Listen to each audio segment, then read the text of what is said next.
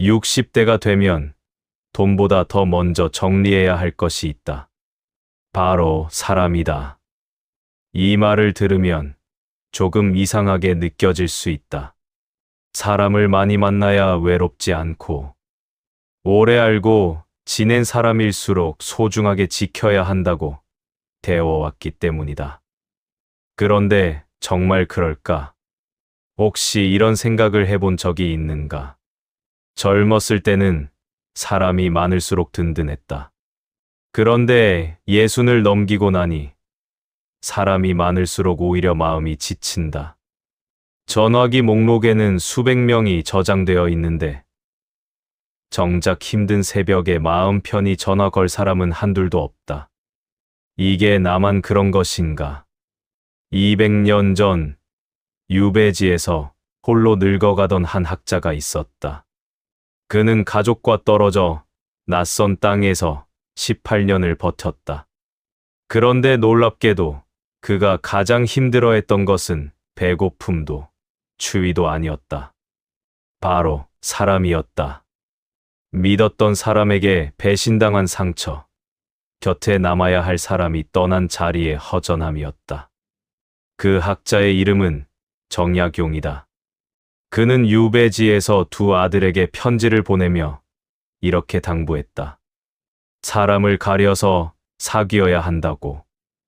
나이가 들수록 인간관계는 양이 아니라 질이라고. 그런데 우리는 정반대로 살아왔다. 관계를 끊으면 외로워질까봐, 정을 떼면 매정한 사람이 될까봐 그저 참고 버텨왔다. 혹시 당신에게도 이런 사람이 있는가? 만나기 전에는 별일 없었는데 집에 돌아오면 마음이 무거워지는 사람. 전화가 오면 반갑기보다 먼저 긴장되는 사람. 내가 잘 됐다는 이야기를 하면 묘하게 말을 돌리고, 내가 힘들다고 하면 갑자기 관심을 보이는 사람. 내가 거절하면 서운하다고 하고, 내가 부탁을 하면 바쁘다고 하는 사람. 그런데도 우리는 쉽게 끊지 못한다. 그래도 오래 알았는데, 그래도 가족인데, 내가 이 나이에 사람까지 끊으면 너무 매정한 것 아닌가. 이 생각 때문에 10년, 20년을 더 참는다. 혹시 당신도 이런 적이 있는가? 모임에 나갔다가 돌아오는 길, 몸은 덜 피곤한데 마음이 유독 무거웠던 적 말이다. 분명 웃고 떠들다 왔는데 집에 돌아와 혼자 앉으면 이상하게 허탈하다. 사람을 만나고 왔는데 왜 더 외로워지는가? 혹시 당신도 이런 적이 있는가? 오랜 친구인데 만나고 나면 항상 기운이 빠지는 사람이 있다. 만날 때마다 남 얘기, 세상 탓, 자식 흉만 늘어놓는 그 사람. 만나기 전에는 반가운 마음이 있었는데 헤어지고 나면 왜 이렇게 진이 빠지는지 모르겠다. 혹시 당신도 이런 적이 있는가? 자식들에게 폐가 될까봐 서운한 소리 한번 못하고 늘 먼저 이해하고 넘어간 적. 형제자매 사이에 서운한 게 쌓였는데도 나이 들어서까지 그런 걸로 싸우면 남들 보기 부끄럽다며 참아온 적. 혹시 당신도 이런 적이 있는가? 젊었을 때 어울리던 사람인데 지금은 그저 습관처럼 만나는 사이가 있다. 딱히 즐겁지도 않은데 오래 알고 지냈다는 이유만으로 끊어내지 못하는 관계 말이다. 이 모든 게 남의 이야기가 아니다. 지금 이 영상을 보고 있는 당신의 이야기일 가능성이 크다. 60년, 70년을 살아오면서 우리는 참 많은 사람을 만났다. 그런데 정작 마음 깊은 곳에서는 늘 물었을 것이다. 이 사람을 계속 만나야 하는가? 이 관계를 계속 붙잡고 있어야 하는가? 그 질문에 답을 못 내린 채로 오늘까지 왔을 것이다. 생각해보면 우리는 참 오랫동안 착한 사람으로 살아야 한다는 무거운 짐을 지고 살아왔다. 어릴 때는 부모님 말씀 잘 듣는 착한 자식이어야 했고, 결혼해서는 좋은 며느리, 좋은 사위여야 했고, 자식을 키울 때는 헌신적인 부모여야 했다. 그렇게 평생 남을 먼저 생각하며 살아온 우리에게 이제는 나 자신을 먼저 챙겨도 된다는 허락이 필요한 시점이다. 그런데 그 허락을 스스로에게 내리는 것이 왜 이렇게 어려운가? 그 이유 역시 오늘 함께 풀어보겠다. 하지만 여기에는 큰 착각이 하나 있다. 대부분 사람들이 잘못 알고 있는 상식이 있다. 많은 사람이 이렇게 생각한다. 나이가 들수록 인연을 소중히 여겨야 한다고. 오래된 인연일수록 함부로 끊으면 안 된다고. 사람은 많을수록 좋고 관계는 넓을수록 든든하다고.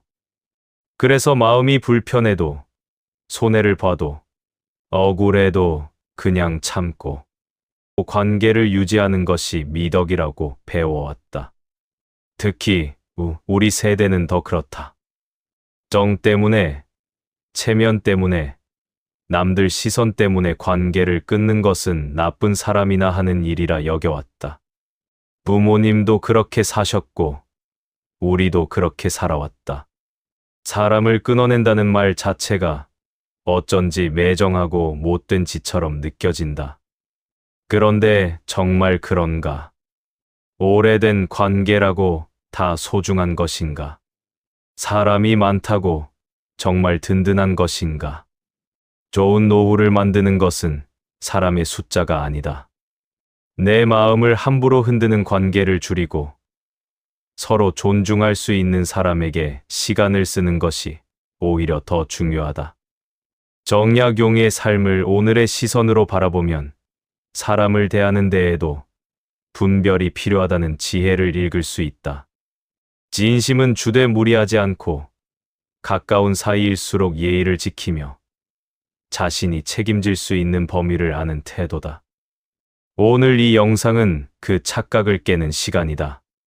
정약용이 200년 전에 던진 인간관계의 지혜를 통해 60대 이후 특히 조심하고 반드시 끊어내야 할 인간관계 5가지를 하나씩 짚어보려 한다. 이 5가지를 끝까지 듣고 나면 왜 지금까지 마음이 그렇게 무거웠는지, 왜 사람을 만나도 채워지지 않았는지 그 답을 알게 될 것이다. 그리고 남은 인생을 훨씬 가볍게, 훨씬 따뜻하게 살아갈 방법도 함께 찾게 될 것이다.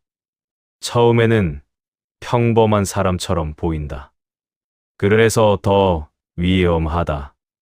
왜 우리는 이런 관계를 끊지 못하는지, 어떤 말과 행동이 반복될 때 경계를 세워야 하는지, 그리고 싸우지 않고 관계의 거리를 조절하는 방법까지 차근차근 살펴본다. 마지막에는 한 가지 질문을 던질 것이다. 앞으로 10년을 더 살아도 나는 이 사람과 같은 방식으로 지내고 싶은가? 이 질문에 솔직하게 답하는 순간 지금까지 보이지 않던 관계의 모습이 보이기 시작한다. 사람의 마음에는 정해진 그릇이 있다. 심리학에서는 이것을 정서적 에너지라고 부른다. 우리가 하루에 쓸 수 있는 마음의 에너지는 한정되어 있다는 뜻이다. 젊었을 때는 이 에너지가 넉넉했다. 이 사람도 만나고 저 사람도 만나고 서운한 것도 참고 손해도 웃으며 넘길 여력이 있었다. 그런데 60대를 넘기면 이야기가 달라진다. 몸의 기운이 예전 같지 않은 것처럼 마음의 기운도 줄어든다. 그런데 우리는 여전히 젊었을 때 쓰던 방식으로 사람을 대한다. 모든 관계에 똑같이 마음을 쓰고 모든 사람에게 똑같이 정성을 쏟는다. 그 결과 정작 정말 소중한 사람, 나를 아껴주는 사람에게 쓸 에너지가 남지 않는다. 여기서 중요한 반전이 있다. 나이가 들었다고 인간관계를 끊어야 하는 것이 아니다. 이제는 인간관계에도 선택과 집중이 필요하다는 뜻이다. 내가 가진 하루의 시간을 누구에게 줄 것인가? 누구의 말에 귀를 기울일 것인가? 누구와 밥을 먹고 나서 마음이 편안한가? 이것을 선택해야 한다. 정약용이 강조한 삶의 태도 가운데 오늘 우리에게 특히 필요한 것은 자기 자신을 살피는 습관이다. 남의 행동을 평가하기 전에 내가 무엇에 흔들리고 있는지를 알아야 한다. 그래서 인간관계를 정리할 때도 먼저 상대의 단점 목록을 만들 필요가 없다. 그 사람을 만나고 난 뒤에 내 모습을 살펴보면 된다. 나는 자신감이 생기는가? 마음이 따뜻해지는가? 내 삶을 다시 소중하게 느끼는가? 아니면 초라해지고 불안해지고 화가 나고 자꾸 비교하게 되는가? 관계는 말보다 결과가 솔직하다. 그리고 이 기준은 60대 이후 더욱 중요하다. 남은 시간이 무한하지 않기 때문이다. 첫 번째 조심해야 할 사람은 나를 끊임없이 깎아내리며 나를 작게 만드는 사람이다. 가장 먼저 끊어야 할 관계는 만날 때마다 은근히 나를 깎아내리는 사람이다. 대놓고 욕을 하는 것이 아니라 슬쩍슬쩍 자존심을 건드리는 말을 던지는 사람이다. 자식 자랑을 하면 넌지시 비교하고 옷을 새로 사 입으면 나이에 안 맞는다고 한마디 하고 좋은 일이 생기면 진심으로 축하해 주지 않고 어딘가 시큰둥하다. 상대는 농담이라고 생각할 수도 있다. 하지만 듣는 사람의 마음에는 흔적이 남는다. 이런 사람은 겉으로는 친한 척하지만 실제로는 나의 기운을 빼앗아 간다. 심리학에서는 이런 관계를 은근한 정서적 착취라고 부른다. 문제는 이런 관계일수록 오래된 인연인 경우가 많다는 것이다. 젊었을 때부터 알고 지낸 사이라 끊어내기가 더 어렵다. 한 번이면 지나간다. 두 번도 참을 수 있다. 문제는 반복이다. 사람은 반복되는 평가를 자기 생각으로 받아들이기 쉽다. 처음에는 저 사람이 왜 저런 말을 하지? 라고 생각하다가 어느 순간 내가 정말 부족한가? 라고 생각하기 시작한다. 특히 60대 이후에는 사회에서 받던 인정이 줄어들 수 있다. 직장에서의 역할도 끝나고 자녀도 독립하고 예전처럼 사람들의 관심을 받지 못한다. 그때 가까운 사람이 내 약점만 건드리면 마음의 방어력이 떨어질 수 있다. 그러니 질문 하나를 해보자. 그 사람을 만나고 난 뒤 나는 나 자신을 더 좋아하게 되는가? 아니면 나 자신을 더 의심하게 되는가? 이것이 첫 번째 기준이다. 67세 이모 씨에게는 30년 넘게 알고 지낸 친구가 있었다. 두 사람은 아이들이 어릴 때부터 함께 지냈고 힘든 일이 있을 때 서로 이야기를 나누었다. 그런데 친구가 은퇴한 뒤부터 대화의 방향이 달라졌다. 친구는 만날 때마다 자녀와 재산 이야기를 했다. 우리 아들은 이번에 집을 샀다. 딸은 외국에 나가 있다. 처음에는 이 씨도 웃으며 축하했다. 그러나 어느 날 친구가 말했다. 너는 아직도 애들한테 돈 들어가지? 그 한마디가 이상하게 오래 남았다. 이 씨의 자녀는 특별히 문제가 있는 것도 아니었다. 직장도 다니고 자기 생활도 하고 있었다. 다만 친구가 만든 기준에 자신을 맞추는 순간 마음이 초라해졌다. 이런 관계의 무서운 점은 상처가 눈에 보이지 않는다는 것이다. 몸에 난 상처는 시간이 지나면 아물지만 은근한 말로 받은 마음의 상처는 오래도록 남는다. 더군다나 이런 사람일수록 겉으로는 웃으며 다가오기 때문에 그 관계가 나를 갉아먹고 있다는 사실조차 알아차리기 어렵다. 그래서 이모 씨처럼 그 사람을 만난 뒤에 내 몸과 마음의 반응을 가만히 살펴보는 것이 중요하다. 반복적으로 잠을 설치게 만들고 반복적으로 마음을 무겁게 만드는 사람이 있다면 그것은 우연이 아니라 신호일 가능성이 크다. 집으로 돌아온 이 씨는 처음으로 생각했다. 내 인생이 왜 저 사람의 기준으로 평가되어야 하지? 그 뒤로 친구와 싸우지 않았다. 대신 만남을 줄였다. 자녀 이야기를 하지 않았고 재산 이야기가 나오면 다른 주제로 돌렸다. 몇 달 뒤 이 씨는 자신이 훨씬 편해졌다는 것을 느꼈다. 친구를 미워한 것이 아니다. 친구의 말이 자신의 마음을 지배하지 못하게 한 것이다. 이것이 관계를 정리하는 첫 번째 방법이다. 사람을 공격하는 것이 아니라 내 마음에 들어오는 문을 조금 좁히는 것이다. 다음에 누군가가 나를 깎아내리는 말을 하면 바로 반박하지 않아도 된다. 나는 그렇게 생각하지 않아. 또는 나는 지금 내 삶에 만족하고 있어. 이 정도로 끝내면 된다. 설명할수록 상대에게 논쟁의 공간을 준다. 내 인생을 변호하기 위해 긴 설명을 할 필요는 없다. 내가 내 삶을 인정하면 된다. 두 번째는 필요할 때만 나를 찾는 사람이다. 평소에는 연락이 없다.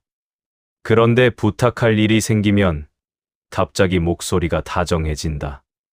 잘 지냈지? 요즘 건강은 어때? 몇 마디 지나지 않아 본론이 나온다. 돈을 빌려달라는 부탁일 수도 있고, 자녀 문제를 해결해달라는 부탁일 수도 있고, 차량이나 집 같은 것을 빌려달라는 부탁일 수도 있다. 이런 관계가 반복되면 어느 순간 스스로에게 질문하게 된다. 이 사람이 나를 좋아해서 연락하는 걸까? 아니면 내가 필요한 걸까? 도움과 이용은 다르다. 도움은 서로의 마음을 남긴다. 이용은 한쪽의 필요만 남긴다. 좋은 사람은 모든 부탁을 받아주는 사람이 아니다. 오히려 자신의 한계를 정확히 알고 할 수 있는 것과 없는 것을 분명하게 말하는 사람이다. 정약용의 실학적 삶의 태도에서 우리가 배울 수 있는 것도 현실을 외면하지 않는 자세다. 마음만 앞세워 무리하면 결국 자신도 지치고 주변도 힘들어진다. 72세 김 씨는 오래된 지인의 부탁을 거절하지 못했다. 첫 번째에는 생활비가 부족하다며 돈을 빌려달라고 했다. 김 씨는 도와주었다. 두 번째에는 이번 한 번만이라는 말을 들었다. 또 도와주었다. 세 번째 부탁이 왔을 때 김 씨는 말했다. 이번에는 나도 어렵다. 그러자 상대의 태도가 달라졌다. 형님이 그 정도도 못 해줍니까? 김 씨는 전화를 끊고 한참 동안 말이 없었다. 돈이 아까워서가 아니었다. 자신이 돈을 주지 않으면 관계까지 부정당하는 느낌이 들었기 때문이다. 그날 김 씨는 새로운 기준을 만들었다. 빌려줄 수 있는 돈은 잃어도 생활에 문제가 없는 범위로 한정한다. 그리고 거절할 때는 긴 설명을 하지 않는다. 이번에는 어렵다. 그 한마디면 충분하다. 처음에는 미안했다. 그러나 시간이 지나자 마음이 편해졌다. 자신이 사람을 잃은 것이 아니라 이용당할 가능성을 줄였다는 사실을 깨달았기 때문이다.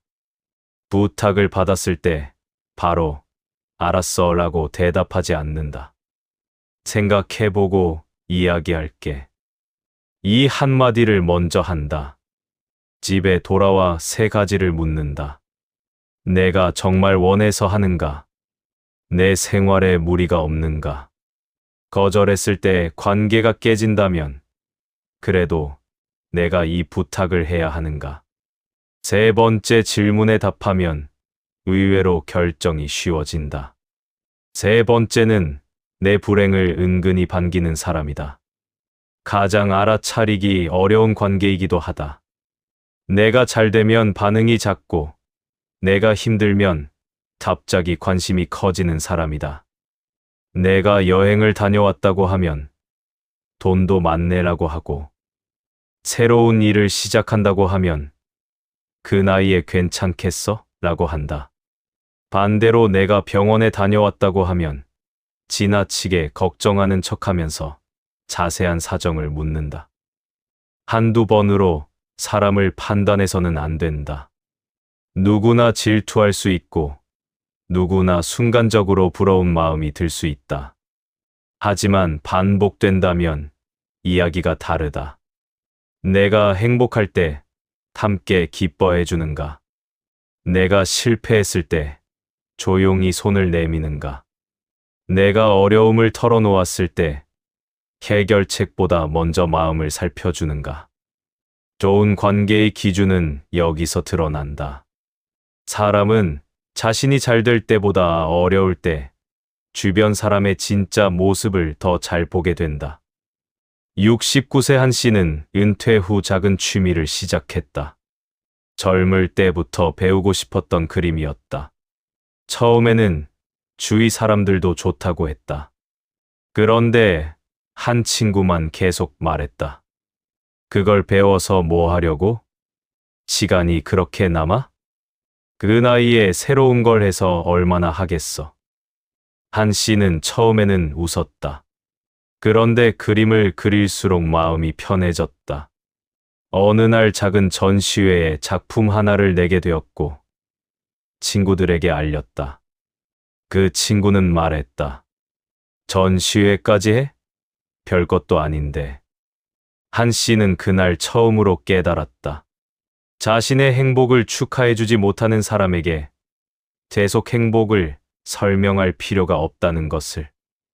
그 뒤로 그는 친구를 미워하지 않았다.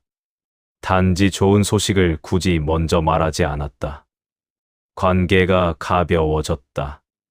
내가 좋은 일을 했을 때 상대의 반응을 살펴보자. 축하가 서툰 사람과 나의 행복을 깎아내리는 사람은 다르다. 중요한 것은 반복되는 패턴이다. 그리고 내 행복을 모든 사람에게 증명하려 하지 않는 것이다. 좋은 소식은 함께 기뻐할 수 있는 사람에게만 조금 더 나누면 된다. 네 번째는 과거의 나를 붙잡아 두려는 사람이다. 내가 변화하고 성장하려는 것을 은근히 막는 사람이다. 새로운 취미를 시작하려 하면 나이 들어 그런 걸 왜 하냐고 핀잔을 주는 사람. 다이어트나 건강관리를 시작하면 이제 와서 무슨 소용이냐고 초를 치는 사람. 새로운 사람을 사귀려 하면 은근히 질투하며 강해하는 사람이다.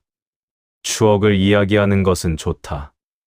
그러나 과거를 이용해 지금의 나를 평가한다면 관계가 달라진다. 이런 관계는 겉으로는 친한 것처럼 보이지만 사실은 나를 과거의 틀 안에 가두려는 관계다.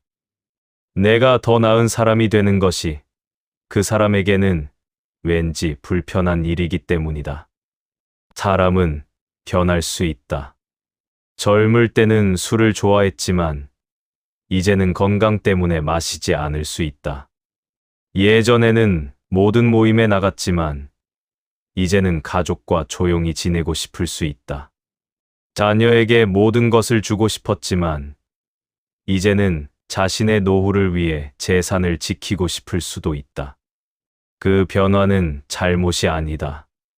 60대 이후에는 오히려 변화하는 것이 자연스럽다. 75세 박 씨는 젊은 시절 사업을 했고 사람을 많이 만났다. 친구들은 그를 술자리의 중심이라고 기억했다. 그러나 70대가 되면서 박 씨는 생각이 달라졌다. 아내와 산책하는 시간이 좋아졌고 아침에 일찍 일어나 조용히 차를 마시는 시간이 좋아졌다. 그런데 친구들은 만날 때마다 말했다. 박 사장이 변했네. 예전에는 재미있었는데. 박 씨는 한동안 친구들의 기대에 맞추려고 했다. 모임에 나가고 술을 마시고 늦게 귀가했다. 그러고 나면 며칠씩 몸이 힘들었다. 어느 날 아내가 물었다. 당신은 그 모임에 다녀오면 왜 그렇게 힘들어? 박 씨는 그제야 알았다. 자신이 친구를 만나는 것이 아니라 예전에 자신을 연기하고 있었다는 것을. 그 뒤로 모임 횟수를 줄였다. 친구 몇 명은 서운해했다. 하지만 박 씨는 오랜만에 자신의 생활을 되찾았다. 그는 이렇게 말했다. 나는 사람을 버린 게 아니라 더 이상 예전의 나를 연기하지 않는 거야. 이 말은 노년의 인간관계에서 아주 중요하다. 나는 변해도 된다. 내가 원하는 삶을 다시 선택해도 된다. 사람은 무의식적으로 주변 사람들이 지금 이대로 머물러 있기를 바란다. 누군가 변화하면 그 변화가 자신에게도 은근한 압박으로 다가오기 때문이다. 그래서 내가 성장하려 할 때 오히려 가까운 사람이 나를 붙잡는 경우가 많다. 이것은 그 사람이 나쁜 사람이어서가 아니라 무의식적인 불안 때문인 경우가 많다. 하지만 이유가 무엇이든 그 영향으로 내가 하고 싶은 일을 포기한다면 남은 인생에서 가장 후회할 일이 될 수 있다. 5번째는 죄책감을 이용하는 사람이다. 가족인데 이것도 못해?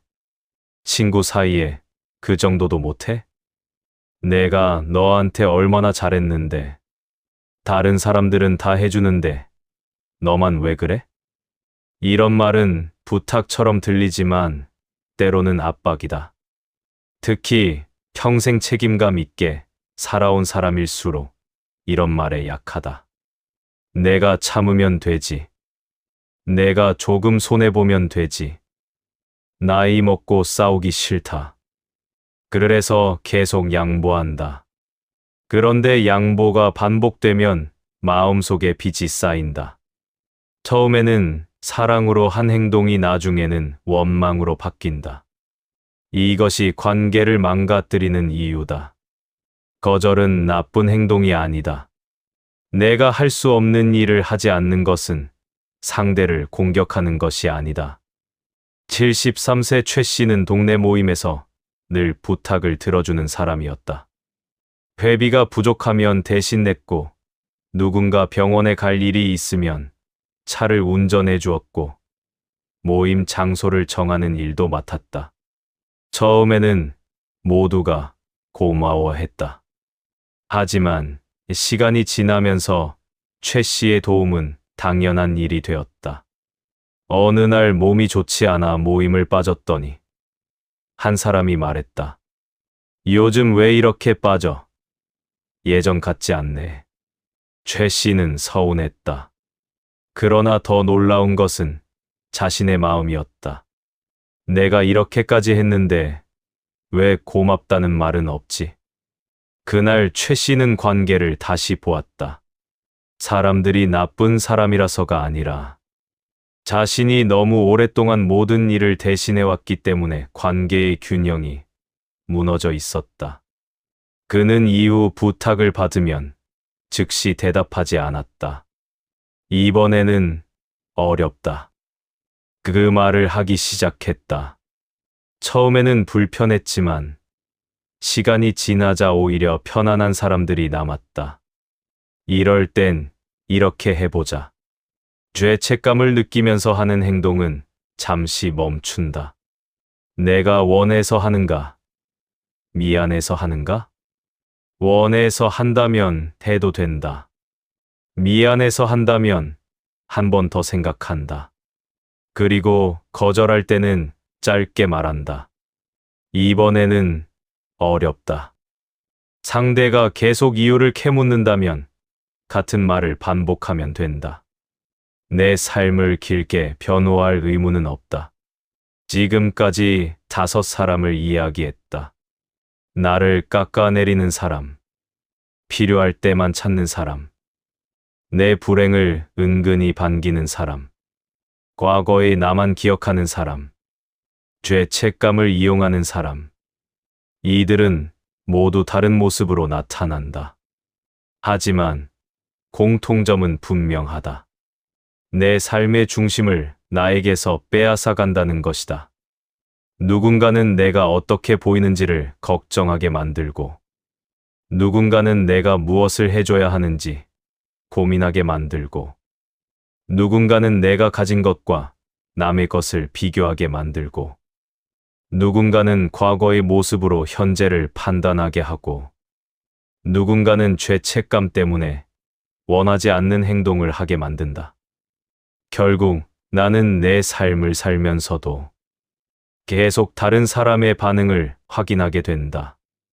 60대 이후 이것이 특히 위험한 이유는 시간이 줄어들기 때문이다. 젊을 때는 하루를 망쳐도 다음 날 다시 시작할 수 있다고 생각한다. 하지만 나이가 들수록 오늘의 하루가 훨씬 소중해진다. 아침에 눈을 뜨고 어떤 생각을 하는지, 누구와 통화하는지, 어떤 사람을 만나고 돌아오는지가 그날의 기분을 만든다. 그 기분이 한 달을 만들고 그 한 달이 결국 노후의 기억이 된다. 그러므로 인간관계를 정리한다는 것은 사람을 버리는 문제가 아니다. 내 하루를 누구에게 맡길 것인가를 선택하는 문제다. 정약용의 지혜를 오늘의 언어로 바꾸면 이렇다. 정약용은 힘든 환경에서도 자신이 할 수 있는 일을 찾고, 배우고, 기록하고, 가족과 자녀에게 삶의 기준을 전하려 했다. 그의 삶에서 오늘 우리가 배울 수 있는 핵심은 내가 통제할 수 없는 것을 붙잡느라 내가 할 수 있는 일을 놓치지 않는 것이다. 인간관계도 같다. 친구의 성격을 내가 바꿀 수는 없다.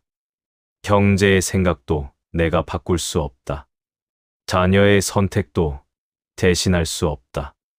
친척의 말버릇도 내가 고칠 수 없다. 그러나 내 행동은 바꿀 수 있다. 전화를 받을지 말지, 얼마나 자주 만날지, 돈을 빌려줄지, 어떤 이야기를 나눌지, 어디까지 참을지, 어디에서 거리를 둘지는 내가 선택할 수 있다. 이것이 노년의 자유다. 상대를 통제하는 것이 아니라 내 선택을 되찾는 것이다. 좋은 사람이 되기 위해 모든 부탁을 받아줄 필요는 없다. 가족을 사랑한다고 해서 가족의 모든 문제를 대신 해결할 필요도 없다. 친구를 소중하게 생각한다고 해서 친구의 감정까지 내가 책임질 필요는 없다. 내가 감당할 수 있는 범위를 아는 것. 이것이 오히려 관계를 오래 유지하게 만든다. 경계가 없는 관계는 처음에는 가까워 보인다. 하지만 시간이 지나면 서로 지친다. 반대로 적당한 경계가 있는 관계는 오래도록 숨을 쉴 수 있다. 관계를 끊을 때 싸우지 않는 방법. 관계를 정리한다고 해서 꼭 상대에게 선언문을 발표할 필요는 없다. 오늘부터 너와 끝이야. 이런 말은 정말 필요한 경우가 아니라면 하지 않는 편이 좋다. 먼저 거리를 조절한다.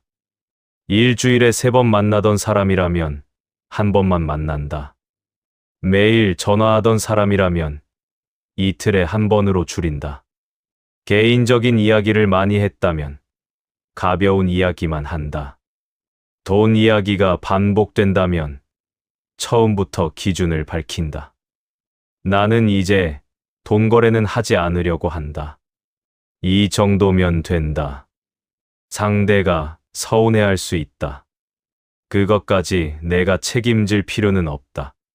상대가 내 선택을 존중한다면 관계는 새로운 형태로 이어질 수 있다. 반대로 거절 하나 때문에 폭언을 하거나 험담을 하거나 주변 사람을 이용해 나를 압박한다면 더 큰 거리를 두는 것이 맞다. 관계를 지키기 위해 나 자신을 계속 희생할 필요는 없다. 그리고 한 가지를 기억하자. 거절은 관계의 진짜 모습을 보여주는 시험이기도 하다. 내가 예라고 할 때만 나를 좋아하는 사람과 내가 아니요라고 해도 나를 존중하는 사람은 전혀 다르다. 사람을 끊으면 외롭지 않을까라는 두려움. 이 질문이 가장 현실적이다. 60대가 되면 이미 많은 관계가 줄어든다. 직장도 떠났고, 자녀도 독립했고, 예전 친구 중에는 건강이 좋지 않은 사람도 생긴다. 그런데 여기서 인간관계를 더 줄이면 정말 혼자가 되는 것 아닐까? 그럴 수 있다. 그래서 무조건 끊으라고 말하는 것이 아니다. 나쁜 관계를 줄인 자리에 좋은 관계를 새로 만들어야 한다. 아침에 산책하면서 인사를 나누는 사람도 좋다. 취미를 함께 배우는 사람도 좋다. 책이나 여행 이야기를 나누는 사람도 좋다. 오래된 친구 가운데 편안한 한 사람에게 먼저 연락해도 좋다. 노년의 관계는 숫자가 아니라 깊이가 중요하다. 10명을 만나고 돌아와 허전한 것보다 한 사람과 1시간 이야기하고 마음이 따뜻해지는 것이 낫다. 그리고 혼자 있는 시간도 두려워하지 말자. 혼자 있는 것과 외로운 것은 다르다. 혼자 있는 시간에는 내 생각을 들을 수 있다. 내가 정말 원하는 것이 무엇인지 알 수 있다. 누구의 기대도 맞추지 않고 내 속도대로 하루를 보낼 수 있다. 사람을 정리하는 마지막 목적은 혼자가 되는 것이 아니다. 나에게 맞는 관계를 선택할 수 있는 사람이 되는 것이다. 오늘부터 바로 실천할 7가지. 첫째, 만나고 난 뒤 마음이 무거운 사람 3명을 떠올린다. 둘째, 그 사람과 있을 때 반복되는 불편한 행동을 하나 적는다. 셋째, 다음 부탁에는 바로 대답하지 않는다. 넷째, 돈과 인간관계를 섞을 때는 반드시 기준을 정한다. 다섯째, 내 자녀와 재산을 비교하는 대화는 짧게 끝낸다. 여섯째, 거절하면서 지나치게 미안해하지 않는다. 일곱째, 나를 편안하게 해주는 사람에게 먼저 연락한다. 그리고 한 가지를 더 하자. 일주일 동안 관계 일기를 써보는 것이다. 누구를 만났는지, 그 사람과 무슨 이야기를 했는지, 만나기 전 기분은 어땠는지, 만난 뒤 마음은 어땠는지를 짧게 적는다. 일주일만 지나도 패턴이 보인다. 누구와 있으면 웃음이 많아지는지, 누구와 있으면 말수가 줄어드는지, 누구의 전화를 기다리는지, 누구의 전화는 피하고 싶은지, 마음은 이미 답을 알고 있을 때가 많다. 우리가 그것을 인정하지 않을 뿐이다. 관계를 정리한 뒤 생기는 공허함도 견뎌야 한다. 나쁜 관계를 줄이면 처음에는 마음이 가벼워진다. 그런데 어느 날 공허함이 찾아온다. 내가 괜히 멀어졌나? 그래도 예전에는 연락할 사람이 있었는데, 이때 외로움 때문에 예전 관계로 급하게 돌아가면 안 된다. 외로움과 좋은 관계는 같은 것이 아니다. 외롭다고 해서 나를 깎아내리는 사람을 다시 만날 필요는 없다. 외롭다고 해서 돈을 요구하는 사람에게 다시 응할 필요도 없다. 빈자리는 새로운 경험으로 채우면 된다. 오랫동안 미뤄둔 취미를 시작해도 좋다. 배우고 싶었던 것을 배워도 좋다.